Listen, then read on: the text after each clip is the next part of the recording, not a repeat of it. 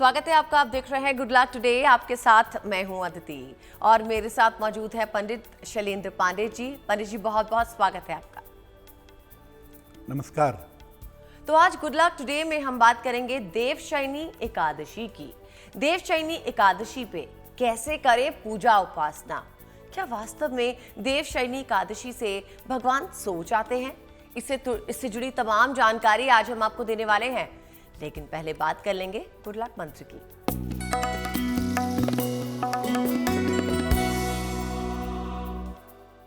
जहां भी आप पढ़ते हैं, लिखते हैं, जिस मेज पर आप काम करते हैं, उस टेबल को, उस मेज को हमेशा साफ सुथरा रखिए और कोशिश करिए कि आपके पढ़ने लिखने की टेबल पर, आपके काम करने की मेज पर धूल न जमने पाए। अगर आप उसको साफ सुथरा रखेंगे, उस पर धूल नहीं रहेगी, सफाई बेहतर रहेगी, तो आपको अपने कार्यों में सफलता जरूर मिलेगी। पंडित जी अब हमें 10 जुलाई 2022 रविवार का पंचांग बताइए।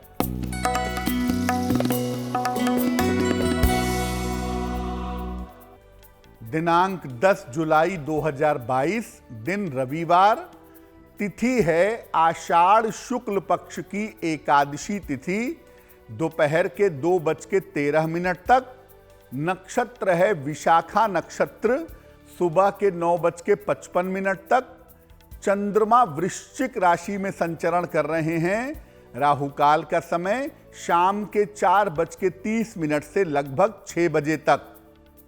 पश्चिम दिशा की तरफ यात्रा करने की मनाही है, लेकिन अगर यात्रा करना जरूरी है, मजबूरी है, तो जरा सा पान का पत्ता खाकर और भगवान का स्मरण करके यात्रा करेंगे तो मुश्किल से बचे रहेंगे। तो हमने बात की गुड लक मंत्र की, पंडित जी से जाना पंचांग। अब हम आगे बढ़ेंगे, हमारे टॉपिक पे बात करेंगे जो कि है देवशयनी एकादशी। तो जानते हैं सबसे पहले कि देवशयनी एकादशी का महत्व क्या होता है। पंडित जी बताइए। देव शयन का मतलब होता है देवताओं का सोना। इसको हरिशयनी एकादशी यानी भगवान विष्णु के एकादशी पर सोने से भी जोड़ा जाता है। क्या महत्व है इसका? देखिए, आषाढ़ शुक्ल पक्ष की एकादशी को देवशयनी एकादशी कहा जाता है। इसको हरिशयनी एकादशी भी कहते हैं, क्योंकि ऐसा मानते हैं कि इस एकादशी से अगले 4 महीने तक श्री हरि विष्णु योग निद्रा में चले जाते हैं। और चूंकि भगवान विष्णु योग निद्रा में चले जाते हैं, इसलिए अगले 4 महीने तक शुभ काम बंद हो जाते हैं। देव शयन या हरि शयन के बाद से आप अगले 4 महीने तक, जब तक देवोत्थान एकादशी नहीं आ जाती है या भगवान विष्णु निद्रा से जग नहीं जाते हैं, तब तक शुभ कार्य मना होते हैं। इसी समय से चातुर्मास की शुरुआत भी हो जाती है, यानी आषाढ़ शुक्ल एकादशी से लेकर के और कार्तिक शुक्ल एकादशी तक जो 4 महीने होते हैं, इनको चातुर्मास कहा जाता है। इस एकादशी से तपस्वियों का भ्रमण भी बंद हो जाता है, यानी तपस्वी चातुर्मास में किसी एक स्थान पर रुक करके अपनी पूजा उपासना साधना करते हैं। चातुर्मास में अगर आप धर्म स्थान की यात्रा करना चाहते हैं, तपस्वी हैं, तो केवल ब्रज मंडल की यात्रा कर सकते हैं, केवल ब्रज की यात्रा कर सकते हैं, बाकी यात्रा संभव नहीं होती। इस बार देवशयनी एकादशी 10 जुलाई को है, यानी 10 जुलाई को भगवान विष्णु योग निद्रा में लीन हो जाएंगे और देवोत्थान एकादशी आने पर पुनः उनका जागरण हो सकेगा। देवशयनी एकादशी का महत्व हमने समझ लिया, आगे भी इसके बारे में बात करेंगे, लेकिन पहले जान लेते हैं रविवार का मेष, वृषभ और मिथुन राशि का भाग्यफल।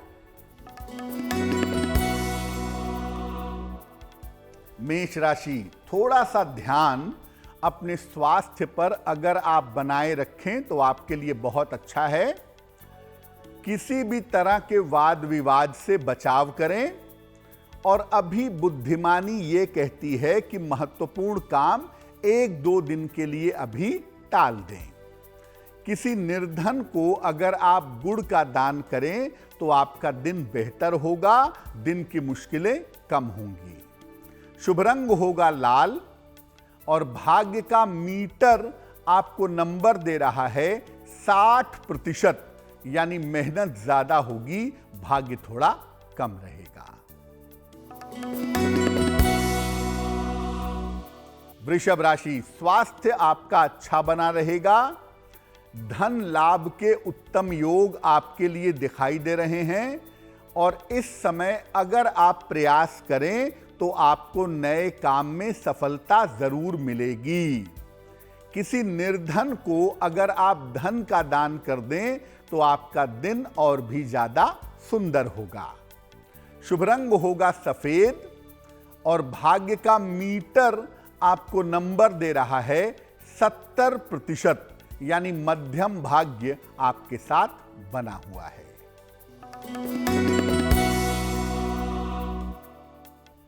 मिथुन राशि, स्वास्थ्य आपका लगातार बेहतर होता जाएगा। आपके बहुत सारे रुके हुए काम इस समय प्रयास करने पर पूरे होंगे और आपकी पारिवारिक समस्या भी हल होगी। 1 लोटा जल भगवान सूर्य को चढ़ाइए, आपका लाभ ज्यादा हो जाएगा, आपको सफलता ज्यादा मिलेगी। शुभ रंग होगा हरा और भाग्य का मीटर आपको नंबर दे रहा है 65%, यानी जितनी मेहनत करेंगे उतना ही आपको फायदा होगा। 10 जुलाई का मेष, वृषभ और मिथुन राशि का भाग्य फल हमने जान लिया। अब वक्त हो गया है आपका सवाल लेने का। आपका सवाल लें इससे पहले आपको बता दें कि दर्शकों में अगर कोई है जिसे कोई समस्या है और पंडित जी से उसका समाधान जानना चाहते हैं तो आप हमें मेल कर सकते हैं। हमारा ईमेल एड्रेस आप ही की स्क्रीन पर फ्लैश हो रहा है। अब जानते हैं पंडित जी से कि किस दर्शक ने हमें सवाल भेजा है। पंडित जी जी,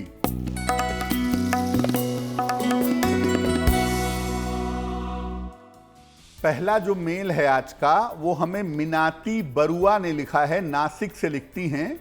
अपने पुत्र के बारे में जानना चाहती हैं। पुत्र का नाम है कुणाल बरुआ। पुत्र की जन्म तारीख है 26 मार्च 2001। जन्म का समय है दोपहर के 1 बजे। जन्म का स्थान है नासिक, महाराष्ट्र। ये कह रही हैं कि पुत्र का ग्रेजुएशन हो चुका है, बेटा आर्मी में सेना में अफसर बनना चाहता है, क्या आर्मी में जा पाएगा या बेटा किस क्षेत्र में अपना करियर बना सकता है। मीनाती जी, आपके पुत्र की कुंडली बनती है मिथुन लग्न की और इनकी राशि बनती है मीन राशि। महादशा शुक्र की और अंतरदशा राहु की चल रही है जनवरी 2023 तक। सबसे पहले मैं बता दूं कि आपके पुत्र की कुंडली में सेना में, पुलिस में, आर्मी में जाने के योग बड़े मजबूत हैं। तो अगर आपका बेटा आर्मी में जाना चाहता है तो उसमें भी जा सकता है, और अगर वो सिविल सर्विस की तैयारी करके आईपीएस बनना चाहे या सिविल सर्विस की तैयारी करके वो पुलिस फोर्स में जाना चाहे तो वहाँ भी जा सकता है, उसमें कोई दिक्कत नहीं है। आपके बेटे के करियर का जो बेहतर समय है वो 2023-24 का समय है। इस समय में आपके बेटे को करियर में विशेष सफलता मिलेगी। मुश्किल कहाँ है? चंद्रमा शनि का संबंध इस कुंडली में बनता है, जो धन के लिए तो बहुत अच्छा है, लेकिन ये संबंध कहीं ना कहीं मानसिक अवसाद और मेंटल डिप्रेशन पैदा करता है, जिससे आपके बेटे को बचाने की जरूरत अवश्य है। क्या करना चाहिए? अपने बेटे को एक पन्ना बनवा करके आप पहना दें, लगभग 6 से 8 रत्ती का पन्ना, चांदी के लॉकेट में, काले धागे में। बुधवार की शाम को इसके गले में धारण करवाने से इसको लाभ होगा। और लाल रंग के कपड़ों का, लाल रंग की चीजों का अगर ये प्रयोग ना करें तो बहुत ज्यादा शुभ रहेगा। तो हो गया आपका सवाल भी। अब आगे बढ़ते हैं और जानते हैं देवशयनी एकादशी के बारे में कि क्या वास्तव में देवशयनी एकादशी से भगवान सो जाते हैं। जानते हैं पंडित जी से। देखिए, ये जो सृष्टि है इसमें ईश्वर निरंतर कार्य में संलग्न हैं, प्रकृति की सहायता से सृष्टि का संचालन कर रहे हैं। तो भगवान सोते हैं ऐसा संभव नहीं है। हाँ, इसके कहने का एक तरीका है। कौन सोता है, क्या होता है भाई? देखिए, हम इसको कहते हैं हरिशयनी एकादशी, या हम इसको कहते हैं देवशयनी एकादशी। हरि का मतलब और देव का मतलब होता है तेज, एनर्जी, ऊर्जा, तेज तत्व भी होता है।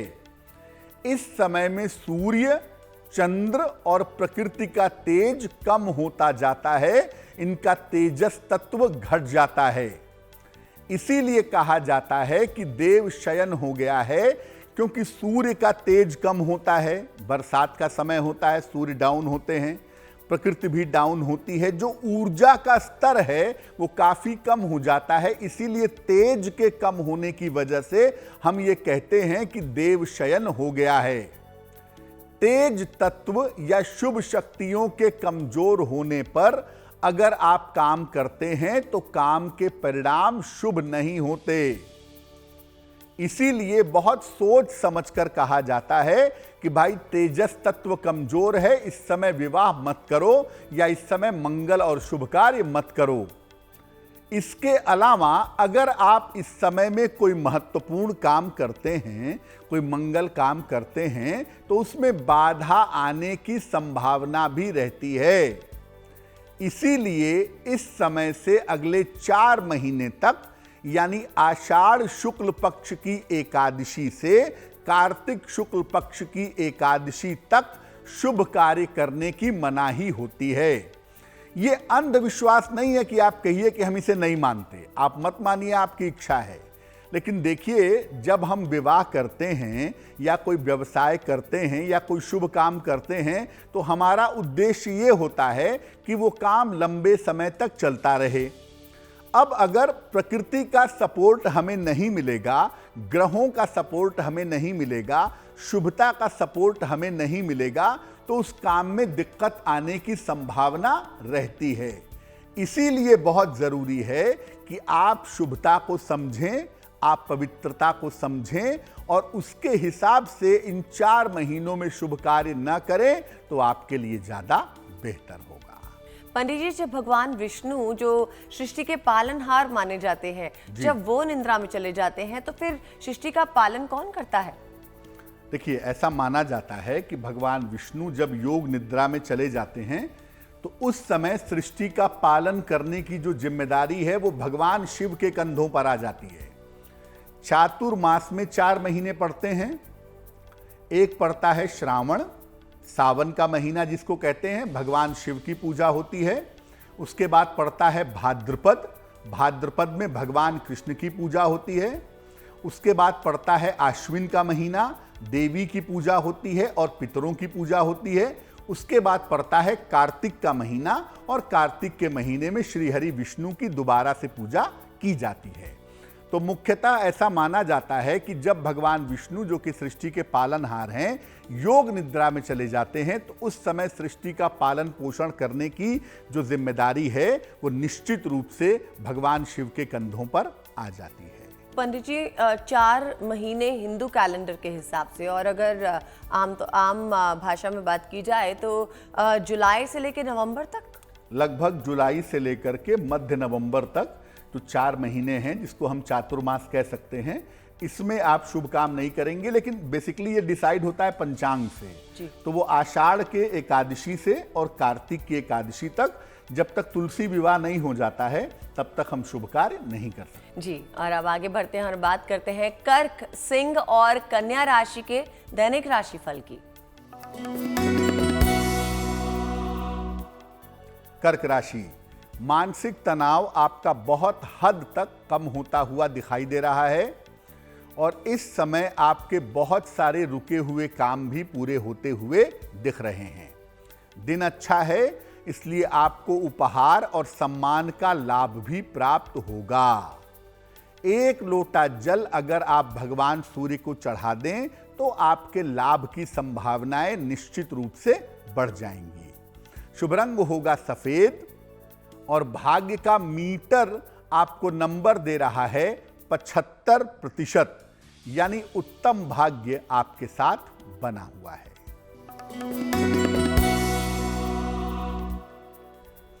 सिंह राशि, स्वास्थ्य का आपने बहुत ध्यान रखिएगा।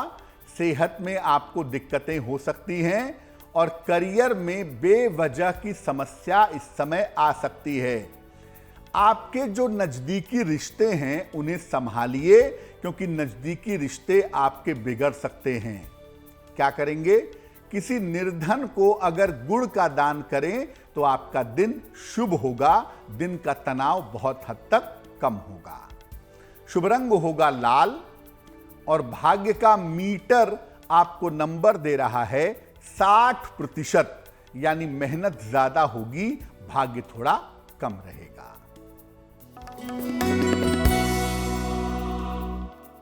कन्या राशि, कारोबार की स्थिति आपकी कुल मिला जुलाकर ठीक बनी रहेगी। करियर में आपके लाभ होने की संभावनाएं बन रही हैं और इस समय आपके यात्रा के योग भी दिखाई दे रहे हैं। एक लोटा जल अगर आप भगवान सूर्य को समर्पित करें तो आपका दिन और भी ज्यादा शुभ होगा। शुभ रंग होगा हरा और भाग्य का मीटर आपको नंबर दे रहा है 70%, यानी मध्यम भाग्य आपके साथ बना हुआ है। तो 10 जुलाई रविवार का कर्क, सिंह और कन्या राशि का भाग्यफल पंडित जी ने हमें बताया। वक्त हो गया है एक और सवाल लेने का। आपको प्रोग्राम में महाउपाय भी बताएंगे और एक विशेष राशि के बारे में भी बातचीत होगी। और हाँ, बता दें, अगर दर्शकों में कोई है जिनको कोई समस्या है और पंडित जी से उसका समाधान पूछना चाहते हैं तो आप हमें मेल कर सकते हैं। हमारा ईमेल एड्रेस आप ही की स्क्रीन पर फ्लैश हो रहा है। अब जानते हैं पंडित जी से कि किस दर्शक ने हमें सवाल भेजा है पंडित जी, और क्या उपाय बता रहे हैं इनकी समस्या का। जी,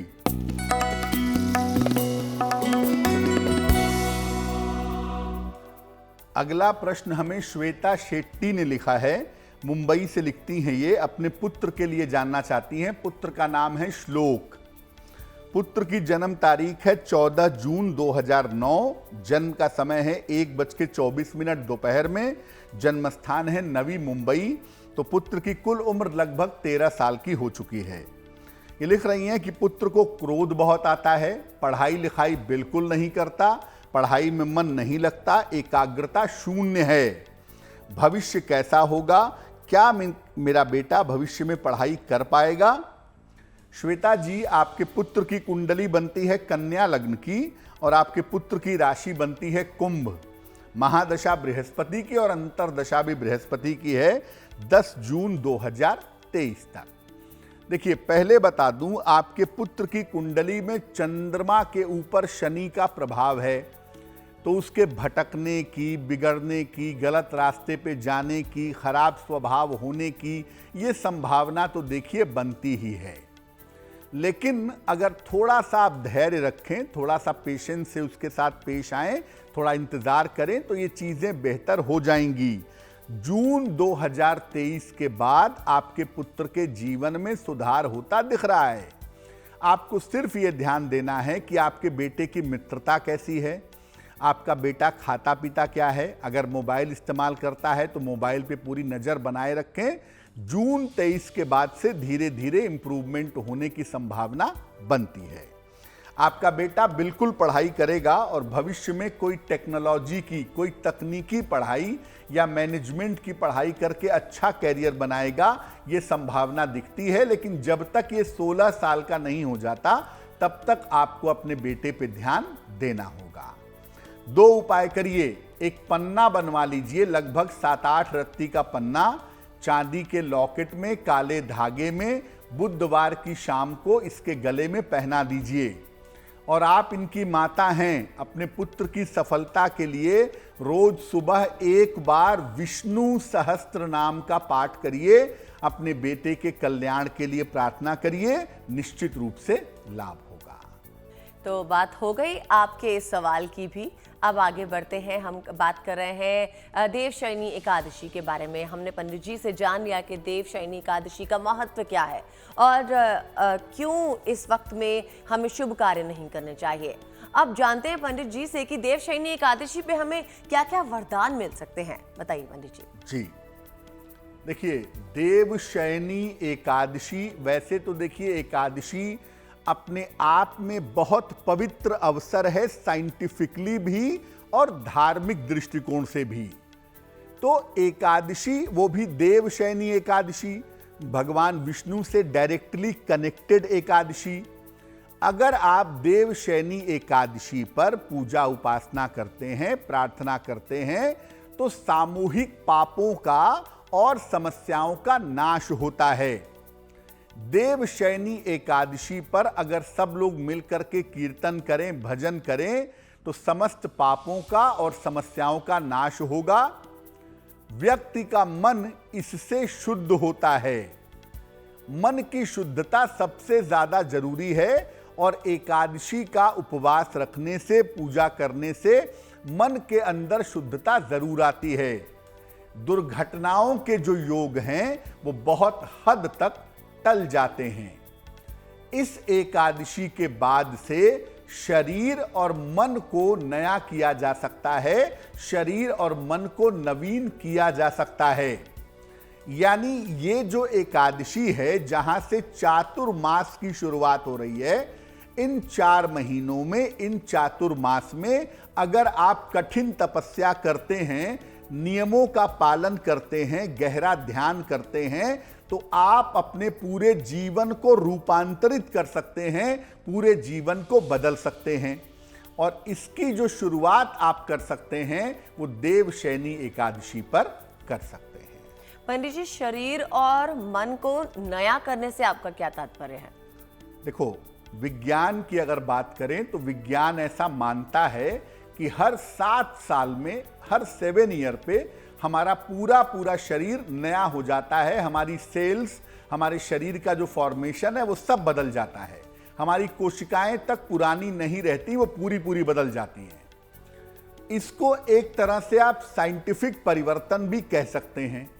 लेकिन हिंदू धर्मशास्त्र कहता है कि आपको हर वर्ष प्रयास करना चाहिए कि शरीर के अलावा आपका मन नया हो सके।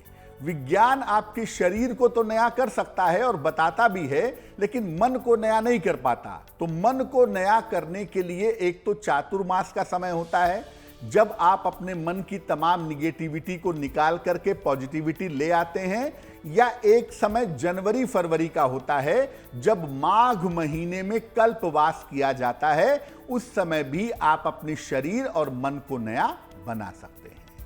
पंडित जी, ये तो हमें समझ में आ गया कि हम अपने शरीर और मन को नया बना सकते हैं इस दौरान। लेकिन 1-2 महीने ऐसे भी होते हैं जब इंसान बहुत ही डिप्रेस्ड महसूस करता है। आम जनता में देखा जाए तो सभी को महसूस होता है वो दुखी रहना या थका हुआ रहना, और वो शायद होता है मार्च और अप्रैल। उस दौरान ऐसा क्यों होता है? बेसिकली जो आप प्रश्न पूछ रही हैं वो बिल्कुल होता है फरवरी और मार्च के समय में। लगभग वो समय होता है शिशिर ऋतु का समय। शनि उस ऋतु के स्वामी हैं और उस ऋतु में आमतौर पे डिप्रेसिव मूड होता है, सामान्यतः लोगों का होता है, शनि के प्रभाव होने की वजह से।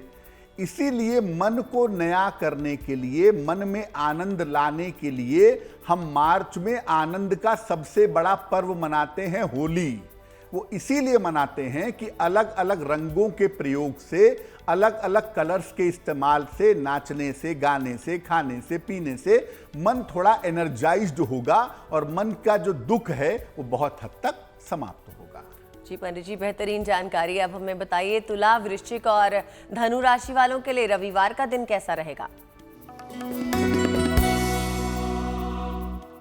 तुला राशि, करियर में आपके सुधार होता हुआ दिखाई दे रहा है। यानी करियर की जो मुश्किलें हैं वो धीरे धीरे आपकी दूर होती चली जाएंगी। स्वास्थ्य की स्थिति भी आपकी अच्छी बनी हुई है और इस समय दूर के स्थान से या विदेश से आपको धन का लाभ हो सकता है। भगवान सूर्य को अगर आप जल अर्पित कर दें तो आपका दिन और भी ज्यादा शुभ होगा। शुभ रंग होगा क्रीम और भाग्य का मीटर आपको नंबर दे रहा है 80%, यानी बहुत अच्छा भाग्य आपके साथ बना हुआ है।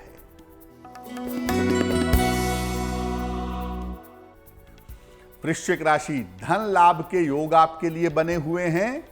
आपके स्वास्थ्य में सुधार होता दिखाई दे रहा है। रुके हुए काम इस समय आपके पूरे होंगे। किसी निर्धन को अगर आप धन का दान कर दें तो आपका दिन बहुत ज्यादा शुभ हो जाएगा। शुभ रंग होगा नारंगी और भाग्य का मीटर आपको नंबर दे रहा है 90%, यानी सबसे ज्यादा भाग्य आपके साथ बना हुआ है।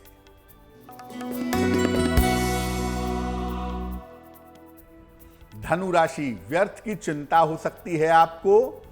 धन खर्चों से आप परेशान हो सकते हैं। लिखा पढ़ी के मामले में सावधानी रखिए। कुछ भी लिखना है, यहां तक कि मैसेज भी भेजना है तो सावधानी रखिएगा। किसी निर्धन को अगर आप गुड़ का दान करें तो आपका दिन और भी ज्यादा शुभ होगा। शुभ रंग होगा पीला और भाग्य का मीटर आपको नंबर दे रहा है 60%, यानी मेहनत ज्यादा होगी, भाग्य थोड़ा कम रहेगा। तुला, वृश्चिक और धनु राशि के बाद अब वक्त हो गया है एक और दर्शक का सवाल लेने का। तो जानते हैं पंडित जी से क्या सवाल आया है और किसने भेजा है। जी,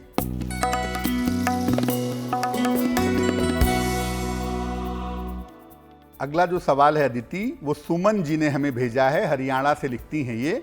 अपनी पुत्री के बारे में जानना चाहती हैं। पुत्री का नाम है पलक। पुत्री की जन्म तारीख है 9 नवंबर 2003। जन्म का समय है 9 बजे सवेरे। जन्म स्थान है गोहाना, सोनीपत, हरियाणा। ये लिख रही हैं कि पुत्री का स्वास्थ्य और भविष्य कैसा रहेगा, किस तरह के करियर में बेटी को जाना चाहिए, क्या बेटी सिविल सर्विस में जा सकती है। सुमन जी, आपकी पुत्री की कुंडली बनती है वृश्चिक लग्न की और इनकी राशि बनती है मेष राशि। महादशा चंद्रमा की और अंतरदशा केतु की चल रही है जुलाई 2022 तक।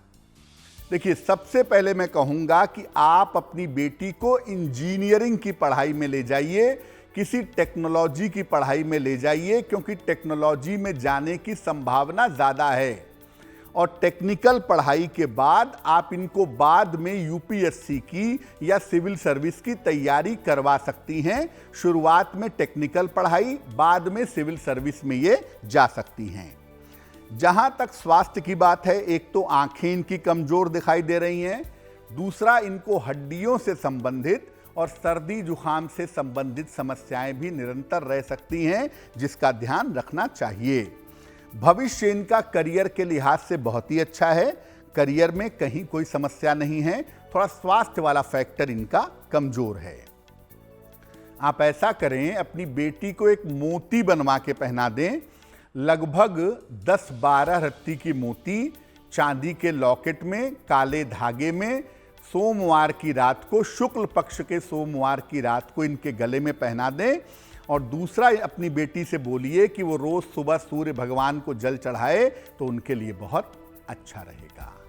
हम बात कर रहे हैं देवशयनी एकादशी की, तो अब जान लेते हैं पंडित जी से कि देवशयनी एकादशी पे हमें पूजा उपासना कैसे करनी चाहिए। देखिए, देवशयनी एकादशी पर वैसे तो आप सुबह भी पूजा कर सकते हैं, दोपहर को भी कर सकते हैं, शाम को भी कर सकते हैं, लेकिन बेहतर होगा कि एकादशी की रात को विशेष विधि विधान से भगवान विष्णु की पूजा आपको करनी चाहिए। उन्हें पीली वस्तुएं आप अर्पित करें, पीली मिठाई, पीले फूल अर्पित करें, साथ में 2 पत्ते तुलसी के, तुलसी दल अर्पित करें। विशेषकर उन्हें पीला वस्त्र, पीतांबर जरूर अर्पित करें। इसके बाद उनके मंत्रों का जप करें, जैसे ओम विष्णवे नमः, ओम नमो नारायणाय, हरिये नमः, वासुदेव सर्वमिति, जो भी चाहें आप मंत्र का जप करें। इसके बाद उनकी आरती उतारें और आरती उतारने के बाद एक विशेष मंत्र भगवान विष्णु के सामने आपको पढ़ना है। स्क्रीन पर देखिए मंत्र, सुप्ते त्वयि जगन्नाथ जगत सुप्तम भवेदिदम, सुप्ते त्वयि जगन्नाथ जगत सुप्तम भवेदिदम, विबुद्धे त्वयि बुद्धम च जगत सर्वम चराचरम, विबुद्धे त्वयि बुद्धम च जगत सर्वम चराचरम।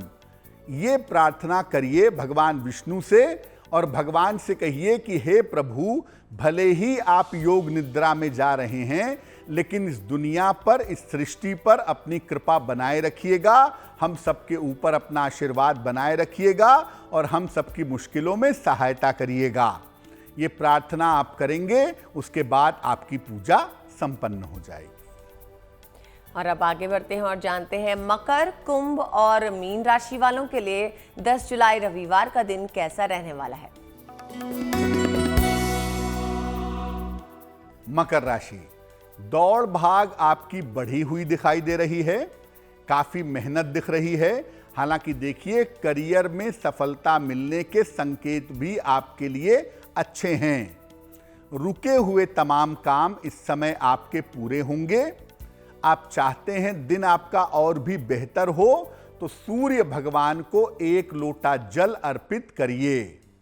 शुभ रंग होगा नीला और भाग्य का मीटर आपको नंबर दे रहा है 70%, यानी मध्यम भाग्य आपके साथ बना हुआ है। कुंभ राशि, स्वास्थ्य और तनाव के मामलों में आपके सुधार होगा। स्वास्थ्य बेहतर महसूस करेंगे, धन की समस्याएं आपकी दूर होंगी और बहुत सारे काम जो बीच में रुके हुए थे वो तमाम काम आपके पूरे होंगे। किसी निर्धन व्यक्ति को अगर आप धन का दान कर दें तो आपका दिन और भी ज्यादा शुभ होगा, मंगलकारी होगा। शुभ रंग होगा आसमानी और भाग्य का मीटर आपको नंबर दे रहा है 80%, यानी बहुत अच्छा भाग्य आपके साथ बना हुआ है। मीन राशि, करियर की तमाम बाधाएं आपकी दूर होंगी। मानसिक तनाव आपका समाप्त होगा, मेंटली अच्छा महसूस करेंगे। अगर अविवाहित हैं तो इस समय आपका विवाह तय हो सकता है। भगवान सूर्य को 1 लोटा जल अर्पित करिएगा, आपकी मुश्किलें निश्चित रूप से समाप्त होंगी। शुभ रंग होगा पीला और भाग्य का मीटर आपको नंबर दे रहा है 75%, यानी उत्तम भाग्य आपके साथ बना हुआ है। वक्त है प्रोग्राम में एक और दर्शक का सवाल लेने का, और इससे पहले कि हम सवाल लें आपको एक बार फिर से बता दें कि हमारा ईमेल एड्रेस आप ही की स्क्रीन पर फ्लैश हो रहा है। आप सवाल हमें वहां पर भेज सकते हैं। आप जानते हैं पंडित जी से कि किस दर्शक ने हमें सवाल भेजा है, बताइए पंडित जी।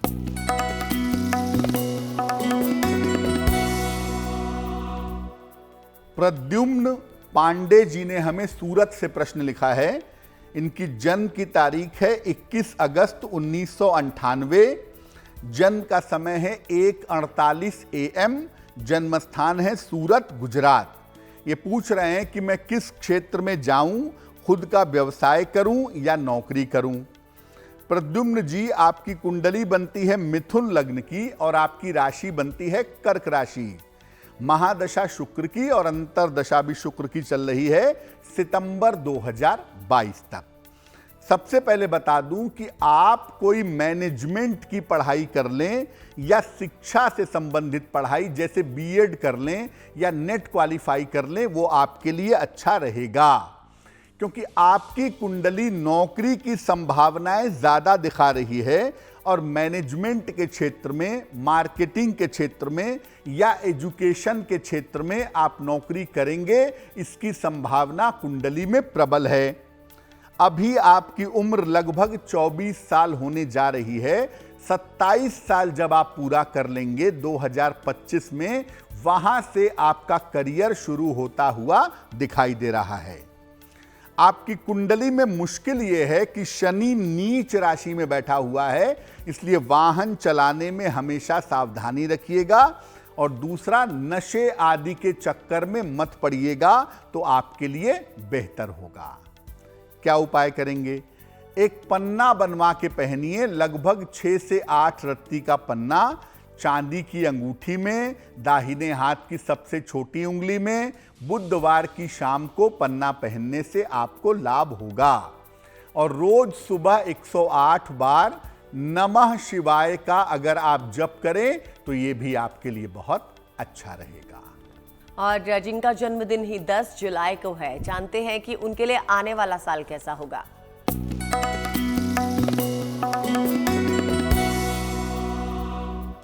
जिन लोगों का जन्मदिन 10 जुलाई को है, उन्हें हम सब की तरफ से जन्मदिन की हार्दिक शुभकामनाएं। आने वाले साल में आपके करियर में और आपके स्थान में परिवर्तन निश्चित रूप से होगा। धन लाभ और कर्ज मुक्ति की स्थितियां आपके लिए बन रही हैं। अगर आप अविवाहित हैं तो इस समय अविवाहितों का विवाह भी हो सकता है। लेकिन इस साल बाकी सारी चीजें ठीक हैं, परंतु इस साल चोट चपेट से बचना होगा, दुर्घटनाओं का ध्यान रखना होगा। यानी इस साल वाहन चलाने में भी आपको बहुत सावधानी रखनी होगी। क्या करेंगे? पूरे साल भर भगवान सूर्य की अगर आप उपासना करें तो आपके लिए बहुत शुभ रहेगा। इस साल भर आप तमाम मुश्किलों से सुरक्षित बने रहेंगे। और वक्त है अभी की जिज्ञासा के बारे में बात करने का कि भगवान विष्णु का ही शयन होने से शुभ कार्य क्यों बंद हो रहे हैं।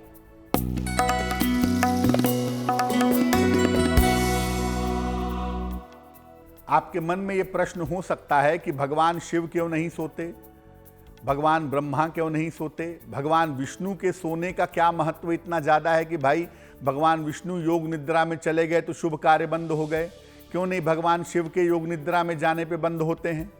देखिए, भगवान विष्णु जो हैं वो सृष्टि के पालनहार हैं। यानी दुनिया जो चलती है वो भगवान विष्णु उसके चलाने वाले हैं। सृष्टि का पालन करते हैं, सृजन करते हैं ब्रह्मा, पालन करते हैं नारायण यानी विष्णु, और संहार करते हैं भगवान शिव। तो भगवान विष्णु सृष्टि के पालनहार हैं। बिना उनकी सूक्ष्म उपस्थिति के कोई भी काम संपन्न नहीं हो सकता। जो ईश्वर का ऑपरेटिंग सिस्टम है, जिसको हम भगवान विष्णु कहते हैं, अगर वो एक्टिव ना हो तो दुनिया में कोई भी काम अच्छी तरह से नहीं हो सकता। हालांकि देखिए, भगवान विष्णु इस समय योग निद्रा में जाते हैं, शारीरिक निद्रा में नहीं जाते कि आंख बंद करके सो रहे हैं। योग निद्रा का मतलब है कि आदमी जगा हुआ है लेकिन वो निद्रा जैसा दिख रहा है, फिर भी वो नींद में चैतन्य है। समाधि की एक विशेष अवस्था को योग निद्रा कहते हैं। तो भगवान विष्णु चूंकि पालनहार हैं, योग निद्रा में जाते हैं और बिना उनके सृष्टि में शुभता होना संभव नहीं है। इसलिए भगवान विष्णु के सोने के बाद हम शुभ कार्य नहीं करते हैं या शुभ कार्य बंद हो जाते हैं। पंडित जी, ये तो बता दीजिए कि भगवान विष्णु आखिर योग निद्रा में जाते क्यों हैं? देखिए, मुख्य बात इसमें यह है, इसके पीछे एक कथा आती है। अगर हम वामन अवतार की तरफ चलें, जब भगवान विष्णु ने वामन अवतार लिया था तो उन्होंने 3 पग में 3 कदम में पूरी सृष्टि को नाप लिया था। राजा बलि ने दान किया था भगवान विष्णु को वामन अवतार में, और तीसरा पैर भगवान विष्णु ने वामन रूप में बलि के ऊपर रखा और बलि को पाताल लोक में भेज दिया। अब चूंकि भगवान इतने प्रसन्न हुए बलि के ऊपर, तो उन्होंने कहा कि मैं तुम्हारे राज्य की रक्षा करूंगा, मैं तुम्हारे राज्य की देखभाल करूंगा। तो ऐसा माना जाता है कि जितने दिन भगवान विष्णु योग निद्रा में रहते हैं, दरअसल वो अपने भक्त राजा बलि के पाताल लोक में जाते हैं और उसके पाताल लोक की रक्षा करते हैं और वहां पर लंबे समय तक रहते हैं, जब तक चातुर्मास रहता है। चातुर्मास की समाप्ति के बाद वापस लौटते हैं या योग निद्रा से वापस जगते हैं और तब जाकर के सृष्टि में शुभ कार्य शुरू होते हैं। रक्षाबंधन का जो मंत्र है, अगर आपको याद हो, येन बद्धो बलि राजा दानवेंद्रो महाबलः तेन त्वाम अनुद्वामी रक्षे माचल माचलः। माता लक्ष्मी को जब ये पता चला कि भगवान विष्णु चले गए बलि के द्वार पर, बलि के दरबार में चले गए और वहां पर जा करके उसके राज्य की रक्षा करते हैं पाताल में, तो अपने पति को वापस कैसे ले आए? भगवान विष्णु ने तो आशीर्वाद दे दिया था कि मैं तो रहूंगा, तुम्हारे राज्य की रक्षा करूंगा। तो माता लक्ष्मी भी पाताल लोक में जाती हैं और राजा बलि को रक्षा सूत्र बांधती हैं। और जब रक्षा सूत्र बांधने के बदले में राजा बलि उनको कुछ देना चाहते हैं तो वो अपने पति को मुक्त करने की बात कहती हैं। तो रक्षा सूत्र की शुरुआत वहीं से मानी जाती है कि उसको बांधने से रक्षा होती है और व्यक्ति वचन में आबद्ध हो जाता है। इसीलिए राजा बलि ने तब भगवान विष्णु को वहां से मुक्त किया और तब भगवान विष्णु वापस आ सके। लेकिन हर बार, हर वर्ष में भगवान विष्णु योग निद्रा में जाते हैं और योग निद्रा में जाकर के राजा बलि के राज्य की रक्षा करते हैं। और अब पंडित जी से जानते हैं 10 जुलाई रविवार का शुभ पहर।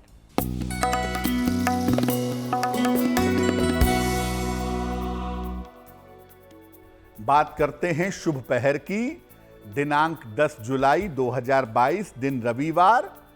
शुभ पहर का समय है शाम के 6 बजे से 7:30 के बीच में। क्या करेंगे इस समय में? इस समय में भगवान विष्णु की पूजा करके उनकी आरती करिएगा। मानसिक और शारीरिक समस्याओं में आपके सुधार होगा। और 10 जुलाई को तो वैसे भी भगवान विष्णु की पूजा हम सबको करनी चाहिए, क्योंकि हरिशयनी एकादशी का महान पर्व है। शुभ पहर का समय फिर से नोट कर लें। दिनांक 10 जुलाई रविवार, समय है शाम को 6 बजे से 7:30 के बीच में। और जैसे कि हमेशा हम अपने प्रोग्राम के अंत में किसी एक खास राशि के बारे में बात करते हैं, तो देखते हैं कि आज पंडित जी ने किस राशि का चयन किया है बातचीत करने के लिए।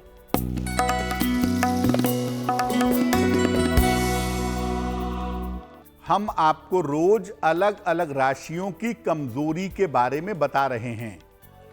आज की जो गुड लक राशि है वो राशि है कर्क यानी कैंसर। इनकी सबसे बड़ी कमजोरी, इनकी सबसे बड़ी समस्या इनके मन की स्थिति है। मन बड़ा कमजोर, बड़ा कोमल होता है। ये अक्सर इमोशनल ट्रैप में फंस जाते हैं, भावनाओं में फंस जाते हैं या चिंता करने की आदत में फंस जाते हैं।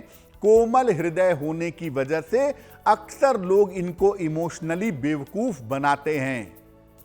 इनको ज्यादा से ज्यादा गहरा ध्यान करना चाहिए, क्योंकि इनकी सहायता ये खुद ही कर सकते हैं। इसलिए जितना गहरा मेडिटेशन करेंगे उतना अंदर से मजबूत होंगे, और जितना अंदर से मजबूत होंगे कमजोरी उतनी ही कम हो जाएगी। और अब जानते हैं आज का महा उपाय।